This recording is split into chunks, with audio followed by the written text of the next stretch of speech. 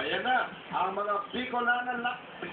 Bicolana Lattes in the house, taking in the action, pati na rin ang kanilang mga lola, appreciating the action sa nakasiguran gym dito po sa Sorsogon. At yan ay magpapa-autograph mamaya kay Coach Alan.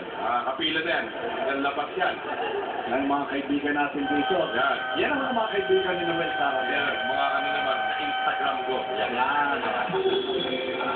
Ano mas bata yung mga kaibigan mo, brother? Sa Instagram lang naman eh. Age does not matter.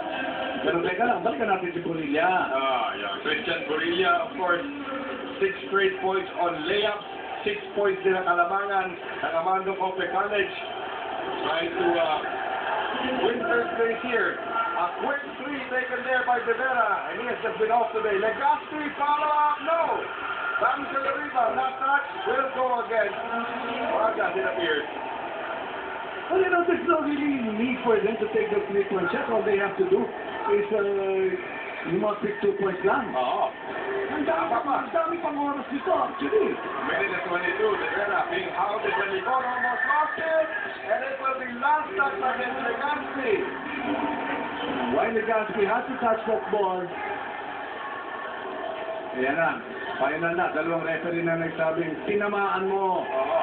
Balik na ng bola dito sa green circle. At kung nakababa ng bola, ito talaga. Si Corilla. May papanalo. Ang ganda ng De Vera with the steal.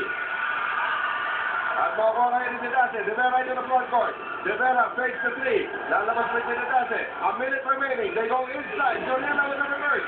Wala. Napanat sa rebound. And there's going to be a tie-up. A tie-up which means possession arrow is going to point. Stay right here tayo. Stay right here ba? The jump up, below 2 minutes. Below 2 minute mark. You're right. Again, Binalik dito ni Coach Verses, ha? Ito si Chope, binalik niya dito. Pero kailangan niya ng big man, actually.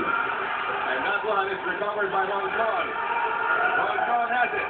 Ron John has it. Ron John hindi ko ang sa kanya layup, pero all of a sudden, PMC or DLC cannot buy a basket. Corilla is in the front court, and he is hammered by Janela.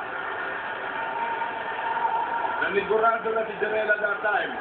Just there to finish the break. At we see itong si Bulsan, nakakaramdam na ng konti ng strong. Pero wala nang palitan niya. Although Balde is a worthy replacement if ever.